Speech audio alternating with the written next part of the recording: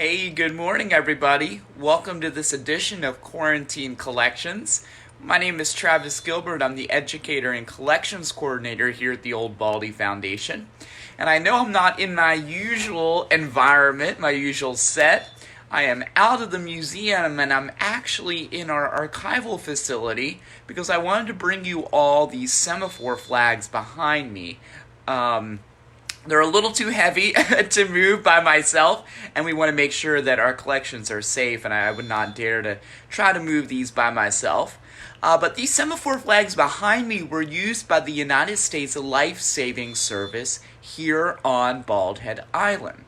We're not sure if they were used by the Life-Saving Service when their station was on East Beach, just north of the Bald Head Island Club, the Shoals Club, or if they were used by the Life-Saving Service and the Coast Guard when they moved their station from East Beach back onto South Beach near the intersection of South Bald Head Wine and Sea Lavender Court. So not sure which station used them. It might have been a combination of both. But we know that Semaphore flags were very important in the history of the Life-Saving Service here on Bald Head Island. And that is because nearly every time the Life-Saving Service surfmen, which were the enlisted men, at the direction of their keeper, which was their officer in charge, nearly every time they went out to perform a rescue on Frying Pan Shoals or in the bar or the mouth of the Cape Fear River, they received assistance from the Oak Island Life-Saving Service Station and Coast Guard Station.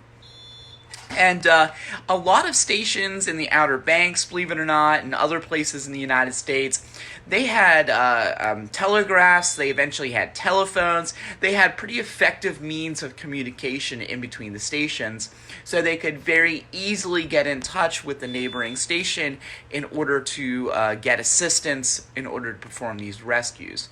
But here on Bald Head Island, they had to rely on these primitive methods of communication, and that included these Semaphore flags. So these flags would have been used by the life-saving servicemen on Bald Head Island to communicate across the Cape Fear River over to Oak Island in order to receive help and communicate between the stations what kind of danger, which kind of alarm was occurring. The Oak Island station could not see north of Cape Fear, where the beach makes a giant right-hand turn towards the north. So the Bald Head Island station would have been communicating to Oak Island via these Semaphore flags. But what was occurring on that beach strand between Cape Fear, the modern-day Shoals Club, the whole way up to Fort Fisher, wherever binoculars could reach? We know that they would have used these Semaphore flags on their 1882 station if these flags were used when the station was on East Beach. On that 1882 style life-saving service station, there was a lookout tower built onto the roof of the building or the station. And that is where the life-saving servicemen would have kept a post and would have been communicating with these Semaphore flags. Additionally, after 1903, we know through primary resources that the life-saving service was utilizing Cape Fear Light Station, not only as a lookout tower during severe weather, but additionally to communicate to the Oak Island station. If you recall, Cape Fear Light Station was a lighthouse constructed in the year 1903, not far from that East Beach Life-Saving Service station. It was 150 feet tall, so it could very easily have a field or a perspective the whole way over to Oak Island. And we know that in order to communicate not only within the stations, but within the lighthouse stations, they were utilizing Semaphore flags and various coded nautical flags that they were hanging off of Cape Fear Light Station, again, to facilitate this communication in between the surfmen and the keepers. I will bring you up a little closer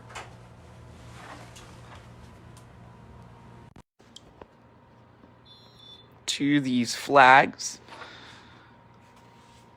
They are beautiful flags.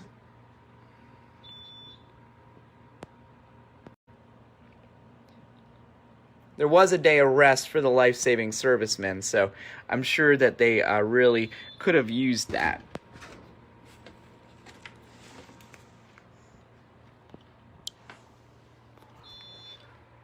All right, I realized when I was not looking at the camera, it was kind of losing its connection, which I don't understand. I have pretty good connection in here. So, hey, good morning, Ronnie. It's good to see you. Thank you for joining us this morning. So yeah, each day of the week was kind of performed a different drill, a different practice. So you can imagine that these men that were using these semaphore flags, they would have had extreme bouts of boredom.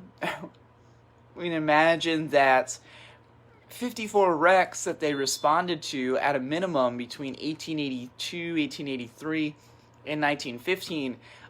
There's a whole lot of days where these men are not doing anything at all. The overwhelming majority of their days spent at the station, they were not performing any rescues. They were not seeing any ships. Certainly didn't have any visitors. So it was very important to maintain morale, to maintain discipline, to maintain a fighting edge of sorts, to make sure they weren't getting complacent, that they would perform these drills every week. Again, Monday with the beach apparatus, Tuesday with the lifeboats and capsizing the boats, Wednesdays doing the flags here to keep the communication skills well, on Thursdays practicing the Lal gun once again, on Fridays doing the first aid and CPR, on Saturdays kind of housekeeping chores, and then Sundays, as always, a day of rest. And that's why there's a really awesome museum up in the Outer Banks called the Chickamauga Life-Saving Service Museum. And on Thursdays in the summer, and every now and then near a major holiday, they will perform the Lyle gun demonstration on Thursdays in honor of the life-saving servicemen that did that darn near every Thursday at that station. So the life-saving service ended here on Bald Head Island in the late 1930s. The station was deactivated, and then it was reactivated for a few years around World War II. And one of my favorite pictures is that we have a Coast Guardsman atop Old Baldy Lighthouse on the ledge, semaphoring to his counterparts at the bottom that were arriving in one of the Coast Guard bateaus in the saltwater marsh. So a pretty interesting picture. You can see and continue that legacy of semaphore flags into the future there in World War II. So a long legacy of semaphoring here on Bald Head Island, where communication is still somewhat primitive. So thank you for joining us this morning. I thought I'd bring you into our archives and I could show you the semaphore flags, a beauty, a treasure in our collections. We'll be back this afternoon with an edition of Touring with Travis. Thanks, everybody.